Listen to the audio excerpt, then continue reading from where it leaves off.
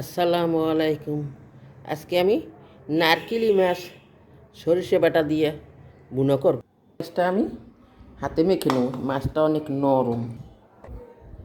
হলুদ দিয়ে দিলাম আমি 1 চামচ, মরিচের গুঁড়া 1/2 চামচ, কয়টা কাঁচামরিচ দিয়ে দেবো আমি তেঁচি দিয়ে, পেঁয়াজ কুচি 2 টেবিল চামচের বেশি,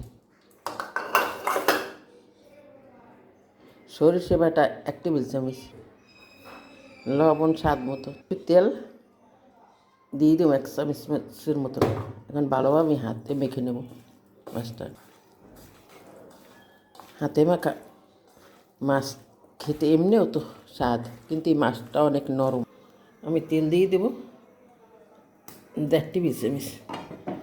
ঢাকা থাকতে এই মাছ শুনছি মাছ নারকেলি মাছ, এই মাছ তো দেশে নাই, এখন আবার খুলনাতে এসে দেখি আনছে ছেলে।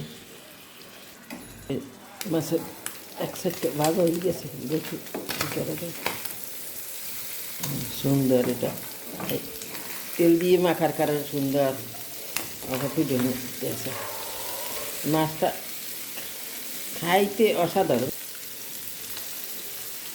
কিন্তু অপর সাইড ভাজ হয়ে গেছে। এখন আমি দিয়ে দেবো অল্প একটু জলের পানি। আমার রান্না যদি একটু করে ভালো লাগে তাহলে আমার চ্যানেলটা সাবস্ক্রাইব করে আমার পাশে থাকবে সবাই। এখন আমি ঢাকনা দিয়ে কিছুক্ষণের জন্য হালকা হালকা একটু জল রাখ দিয়ে দেবো ধনে পাতা।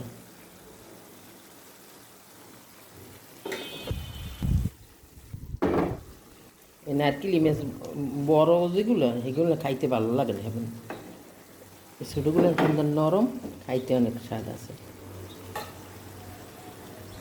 এই গেছে আমার নারকেলি মাছ বোনা। এখন আমি তুলি সরিষা বাটা দিয়ে নারকেলি মাছ বোনা।